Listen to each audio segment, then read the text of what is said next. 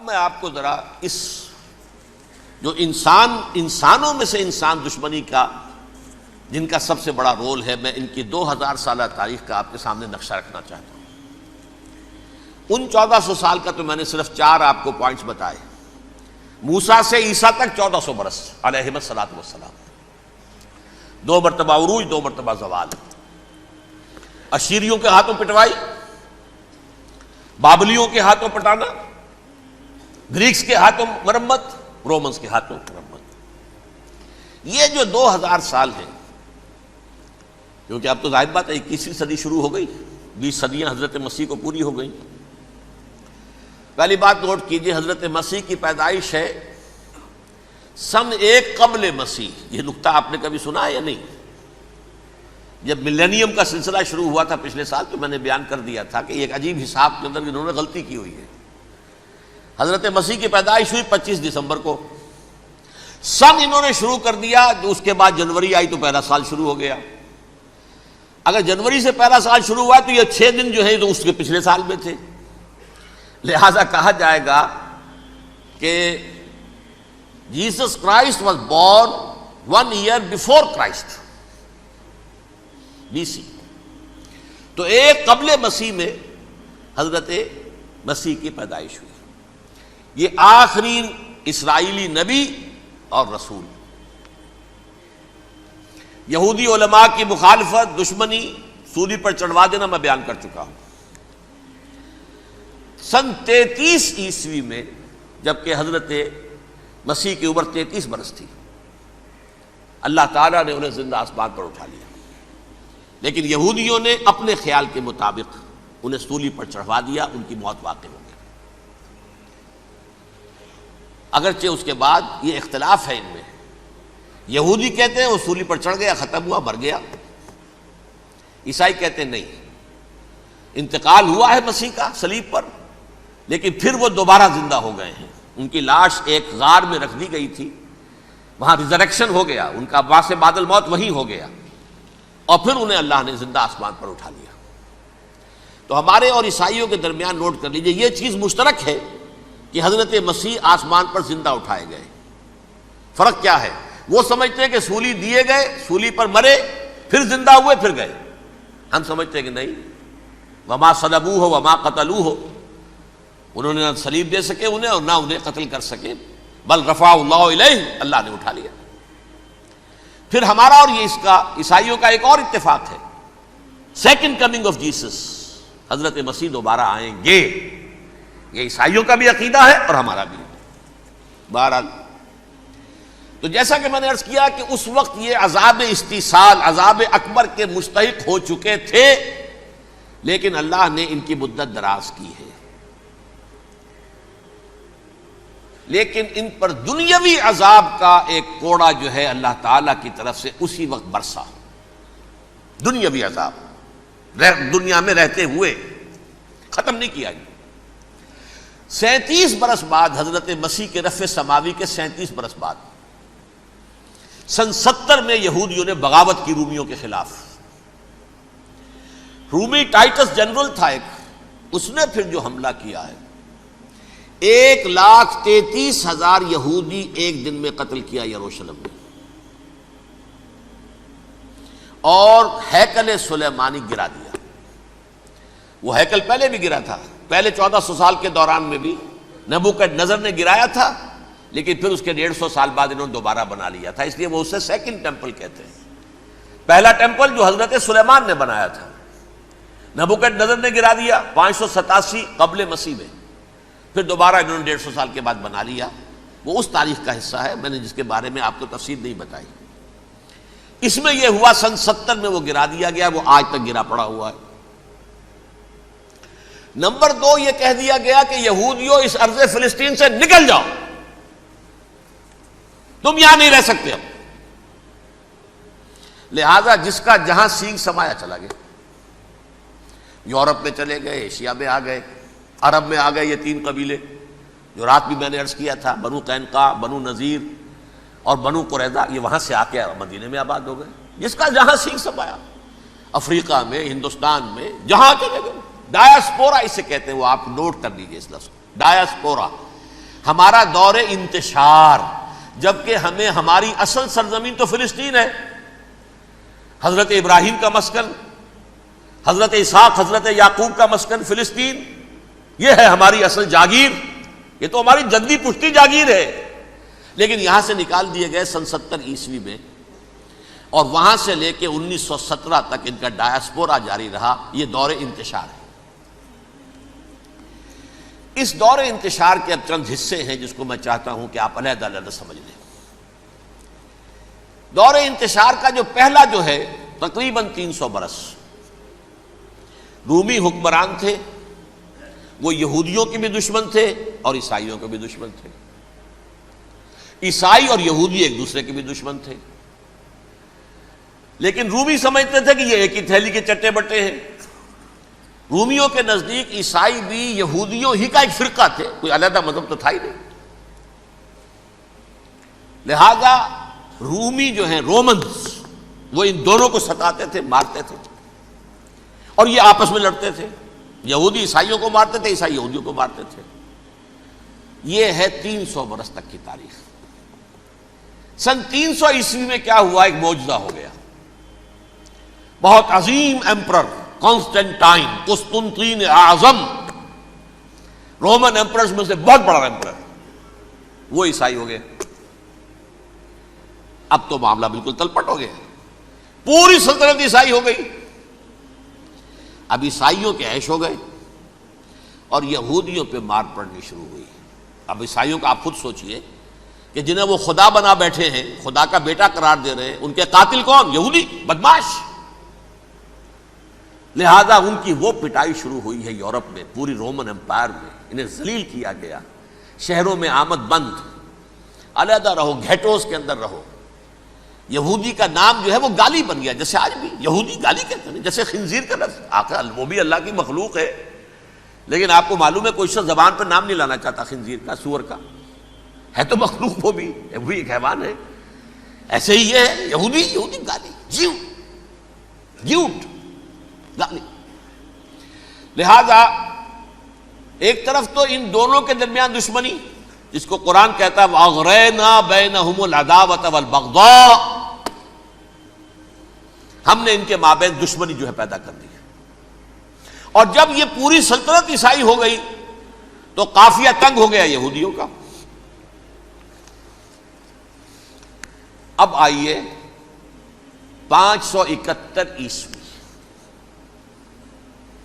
یعنی جب کہ ڈایاسپورا کو کتنا عرصہ ہو چکا تھا؟ 500 برس۔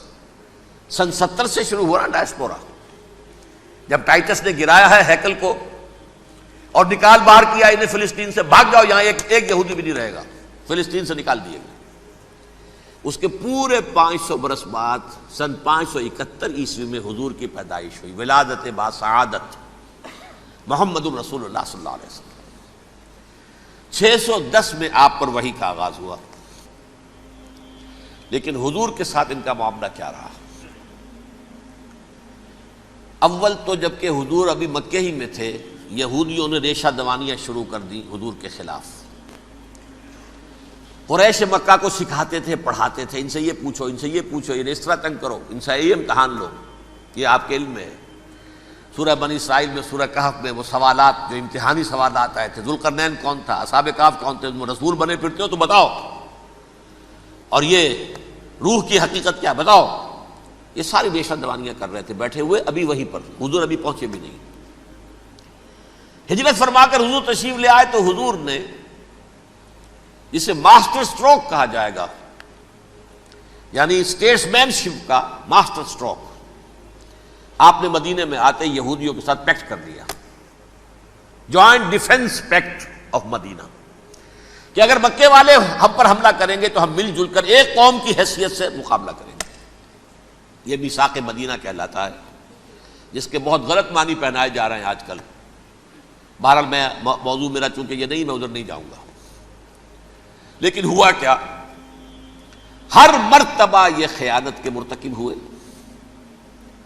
ان نے جو عہد کیے تھے ان سے پھرے، اندر ہی اندر سازش، ریشہ دوانی، حضور کی بدترین دشمنی۔ سورہ نساء کی آیت نمبر 12 میں 14 میں 13 میں فرمایا ہے لا تزال تطلع علی خائنۃ منہم، اے نبی ہمیشہ آپ کے علم میں ان کی طرف سے خیانتیں، بددیانتیاں آتی رہیں گی. اور بار بار وہ مسلسل جنگ کی آگ بھڑکاتے تھے. قریش کو دعوت دیتے، آؤ آؤ آؤ ہم اندر سے بغاوت کر دیں گے، تم آؤ تو صحیح، ختم کریں محمد کو اور اہل ایمان کو صلی اللہ علیہ وسلم ورضی اللہ تعالی عنہم اجمعین. لیکن پھر جب وہ آتے تھے تو یہ دبک جاتے تھے، ان میں ہمت نہیں تھی، میدان کے مرد نہیں رہے تھے. یہ سورہ حشر میں ان کا نقشہ کھینچا گیا ہے. کھلے میدان میں مقابلے کی اس کے اندر صلاحیت ہی نہیں ہے. یہ تو فصیلوں کے پیچھے سے، جیسے عورتیں کہیں دیہات میں لڑائی ہوتی ہے تو مرد جو ہے گلیوں میں لڑتے ہیں، عورتیں اوپر سے پتھر پھینکتی ہیں، بس وہ کام یہ کر سکتے تھے. من ورائے جدر، فصیلوں کے پیچھے سے، جنگ میں میدان میں نہیں آ سکتے. بہرحال قرآن مجید میں ہے یہ سورہ مائدہ کی آیت نمبر 64، کلما اوقدوا نارا للحرب اطفاها اللہ. اکثر و بیشتر مواقع پر تو یہ جب آگ بھڑکاتے تھے جنگ کی، اللہ اسے بجھا دیتا تھا. لیکن بہرحال اس کے باوجود جنگیں ہوئی، غزوہ بدر، غزوہ احد ہوئی کہ نہیں؟ یہ ساری اس اصل شرارت ہوئی. اور اس کے نتیجے میں حضور نے پھر ایک ایک کر کے 3 قبیلوں کو سزا دی. غزوہ بدر کے فوراً بعد بنو قینقاع نکالے گئے مدینے سے، غزوہ احد کے فوراً بعد بنو نذیر نکالے گئے، اور غزوہ احزاب کے بعد بنو قریظہ نکال دیے گئے. یہ تو میں نے آپ کے سامنے رکھ دیا صرف حضور کے زمانے میں ان کا کیا رویہ رہا. دشمن، رات بھی ہم نے وہ آیت پڑھی تھی، لَتَجِدَنَّ أَشَدَّ النَّاسِ عَدَاوَةً لِلَّذِينَ آمَنُوا الْيَهُودُ وَالَّذِينَ أَشْرَكُوا. اہل ایمان کی دشمنی میں شدید ترین تم پاؤ گے یہودیوں کو اور مشرکین. مشرکین بھی بعد میں ہے، پہلے یہودی. حضور کے بعد کیا ہوا اب یہ نوٹ کیجئے، یہ ان کی تاریخ کا دوسرا دور. حضرت عمر رضی اللہ تعالیٰ عنہ قائد خلافت ہے. بیت المقدس کا محاصرہ کیا گیا، فصیل بڑی اونچی، شہر اندر سے سیلف سفیشینٹ، حملے کا راستہ کوئی نہیں، محاصرہ طول کھینچ رہا ہے، لیکن ان کے پاس رسد بھی موجود ہے، پانی بھی موجود ہے، وہ دروازے بند کر کے بیٹھے ہوئے ہیں. بالآخر اللہ تعالیٰ کی مشیت کا ظہور کیسے ہوا؟ ان کے کچھ علماء آئے فصیل پر، کہا دیکھو مسلمانوں، تم قیامت تک بھی یہاں پڑے رہو گے محاصرہ کر کے، ہمارا یہ شہر فتح نہیں ہوگا. ہاں ایک درویش بادشاہ کے ہاتھوں یہ شہر فتح ہونا ہے، لیکن تمہارے اندر ہمیں وہ نظر نہیں آ رہا. ابو عبیدہ بن الجراح رضی اللہ تعالی عنہ، امین هذه الامہ، ان کا فوراً ذہن گیا وہ درویش بادشاہ مدینے میں بیٹھا ہوا ہے، عمر رضی اللہ تعالی. اب ایک اور عمر بھی ہے جو قندھار میں بیٹھا ہے. نقشہ وہی ہے، سادگی کی حد تک نقشہ وہی، بالکل وہی، اپنی آنکھوں سے دیکھا ہے، وہی سادگی. عمر اول، عمر ثانی تھے عمر بن عبدالعزیز. اب ایک اللہ کے فضل سے اللہ تعالیٰ ایدہ اللہ بنصرتہ، اللہ تعالیٰ ان کی نصرت فرمائے، دشمنوں کو ان کے مقابلے میں نیست و نابود کرے. انہوں نے ریکویسٹ بھیج دی کہ حضور تشریف لائیے، یہ شہر فتح ہو جائے گا.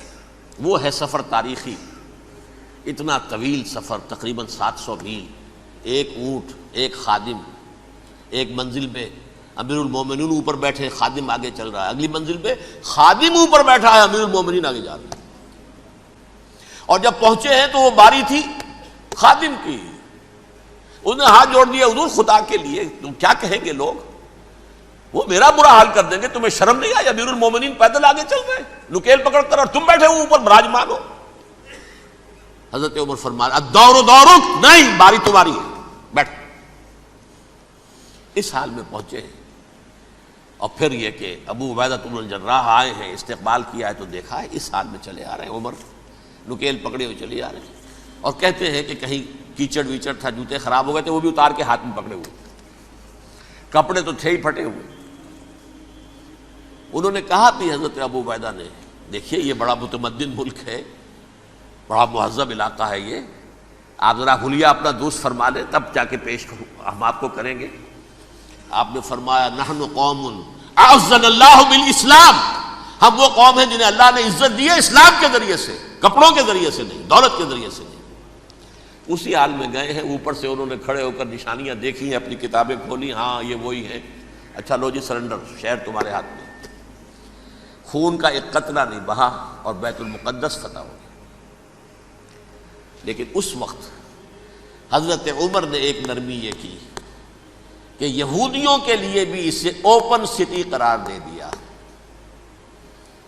یہ احسان عظیم حضرت عمر کا، اس سے پہلے یہودی آ ہی نہیں سکتا تھا، داخل ہی نہیں ہو سکتا تھا، وہاں وہ آ کر وزٹ نہیں کر سکتا تھا، زیارت نہیں کر سکتا تھا اپنے مقدس مقامات کی۔ حضرت عمر نے یوں سمجھیے کہ تقریباً 550 برس کے بعد ان کے لیے راستہ کھولا ہے کہ ہاں تم آ سکتے ہو، زیارت کر سکتے ہو۔ لیکن یہ عیسائیوں نے لکھوایا معاہدے کے اندر، انہیں یہاں آپ آباد ہونے کی اجازت نہیں دیں گے، لیکن کم وزٹ دی پلیسز، دیکھیں، زیارتیں کریں اور جائیں۔ یہ معاہدہ حضرت عمر کا ہے رضی اللہ تعالیٰ، جو پھر خلافت راشدہ کے بعد بنو امیہ نے بھی اس کو آرڈر کیا، بنو عباس نے کیا، پھر جو ہمارے یہ ترکوں میں اندر خلافت آئی تو ترک خلفاء نے بھی اس معاہدے کی پوری پابندی کی۔ فلسطین میں آ سکتے ہیں یہودی، صرف زائرین کی حیثیت سے، وہاں آباد نہیں ہو سکتے۔ اب آئیے اگلا دور آیا حضرت عثمان کا دور خلافت۔ یہ ہے وہ وقت کہ اب یہود نے امت مسلمہ کی پیٹھ میں چھرا گھونپا۔ وہ کیسے؟ ایک یہودی عبداللہ ابن سبا اسلام کا لبادہ اوڑھ کر آ گیا، معاشرے کا جائزہ لے لیا، ان میں بنو ہاشم اور بنو امیہ میں جو پرانی کشاکش تھی اس کے کچھ نہ کچھ جراثیم باقی ہیں، اگر ان کو ذرا بھڑکا دے تو مسلمانوں میں انتشار پیدا ہو جائے۔ کہا یہ عثمان کون ہے؟ یہ تو بنو امیہ میں سے ہے، یہ حق تو بنو ہاشم کا ہے، خلافت ان کے پاس ہونی چاہیے، محمد کے تو رشتہ دار وہ ہے صلی اللہ علیہ وسلم۔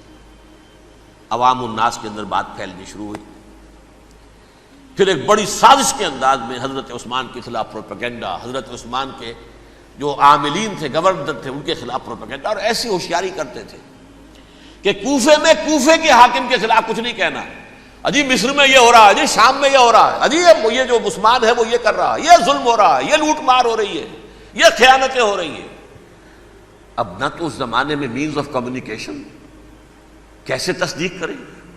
افواہیں تو آپ آج کراچی کے اندر شروع ہو جائے تو پتہ نہیں چل سکتا کسی کو کہ کیا اس میں صداقت ہے، کیا جھوٹ ہے، اور بری بات جو ہے فطرت انسانی کی کمزوری ہے، وہ فوراً قبول کرتا ہے، کسی کے بارے میں اچھی بات ماننے کو تیار نہیں ہوتا، لیکن بری بات تو فوراً تیار۔ بہرحال یہ فتنہ انہوں نے اٹھایا، حضرت علی کی الوہیت کا فتنہ اٹھایا، حضرت عثمان کے خلاف الفتنۃ الکبریٰ برپا کیا، حضرت عثمان شہید ہوئے۔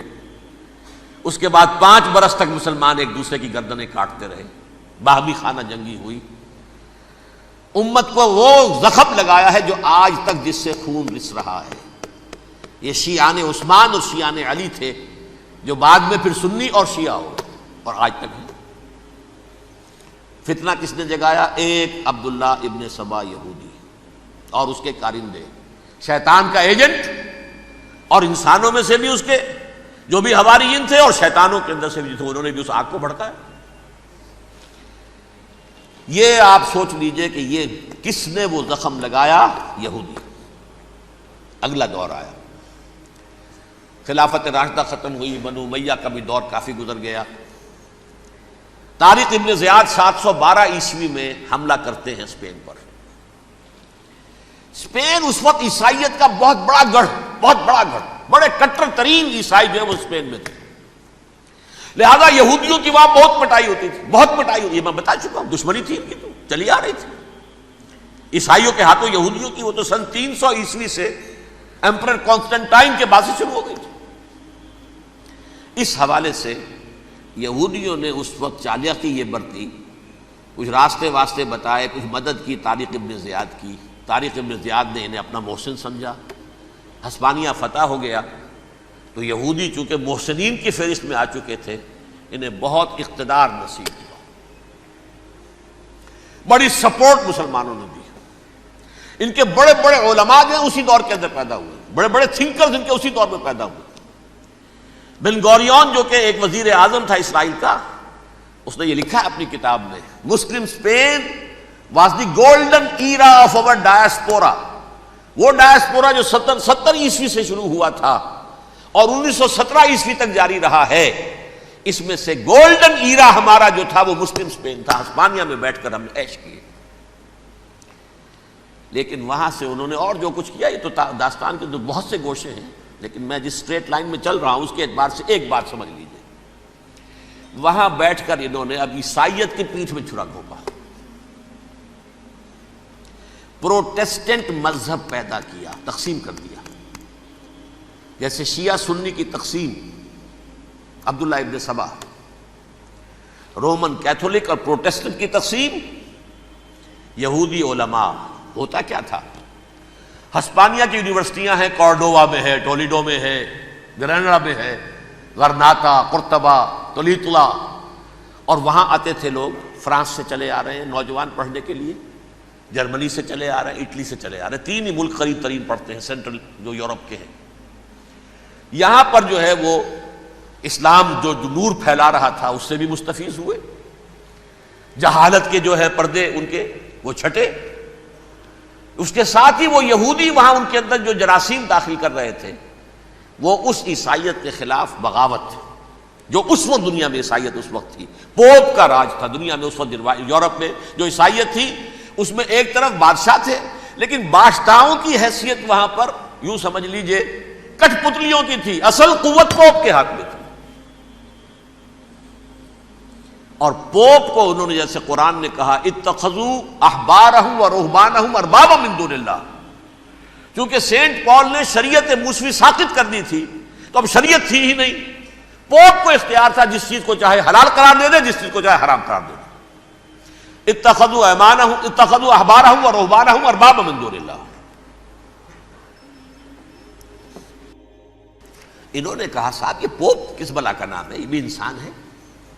بات تو ٹھیک تھی نا، اصل حیثیت تو کتاب کی ہونی چاہیے نا، ڈیوائن بک، دی ریویلڈ اسکرپچر. لہذا اور یہ کتاب ہر شخص پڑھ سکتا ہے.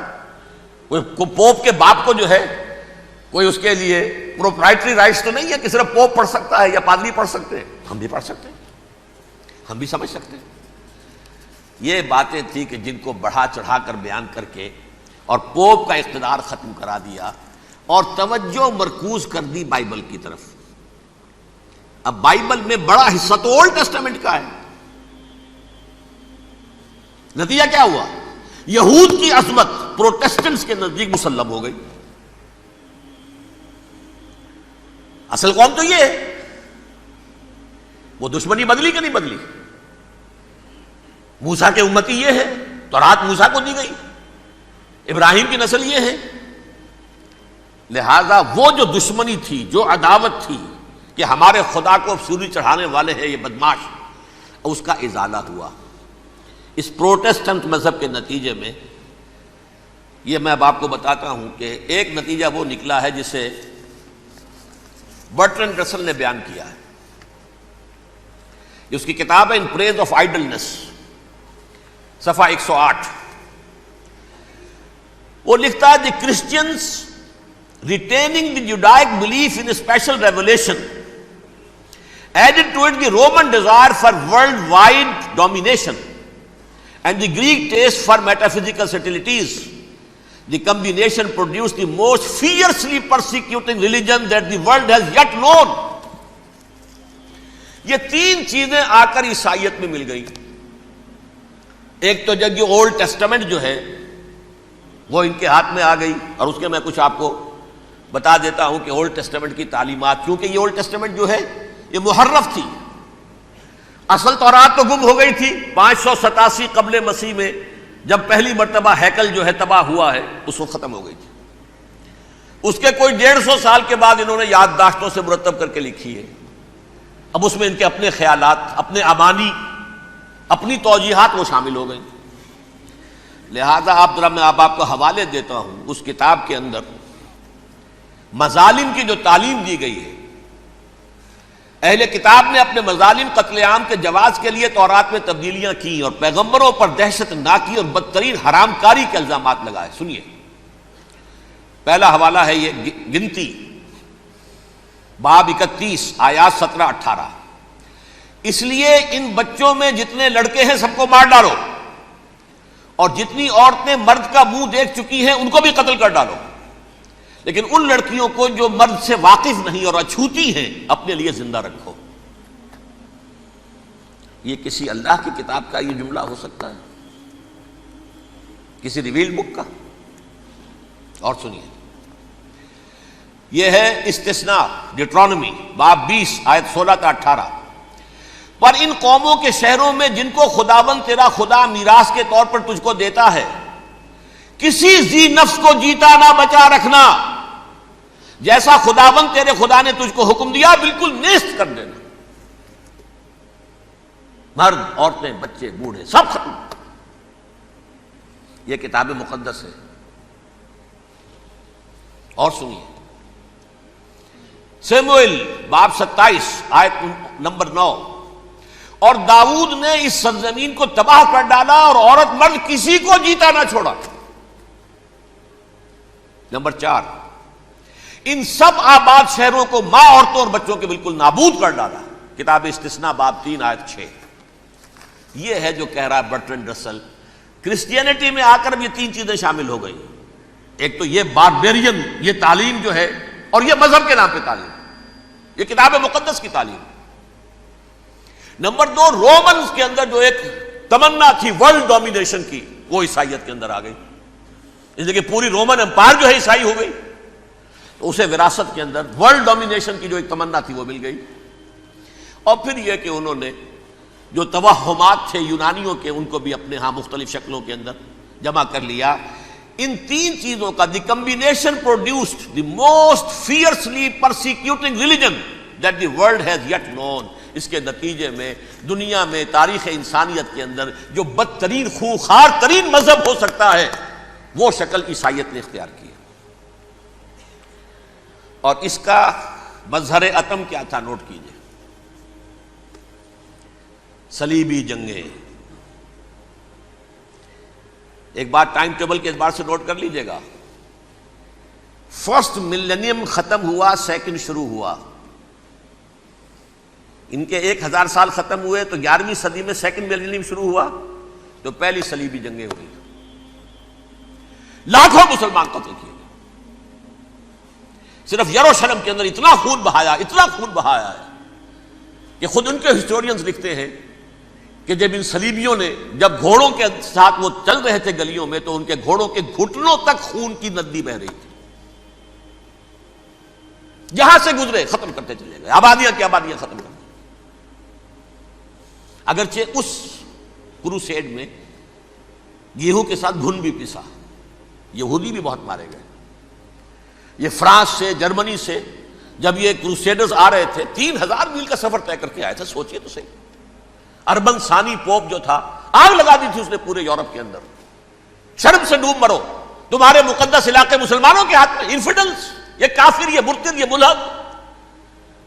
مسیح جہاں پیدا ہوا، مسیح کو جہاں سولی دی گئی، وہ کہاں ہے؟ ان کے ہاتھ میں.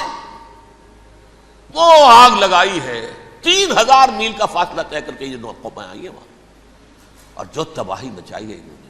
تاریخ انسانی میں ایسی بربریت کی کوئی مثال. اور یہ ان کے اپنے ہسٹورینز لکھتے ہیں. شرم کے مارے ایسے محسوس ہوتا ہے جیسے ان کی گردنیں جھکی جا رہی ہیں. لکھتے ہیں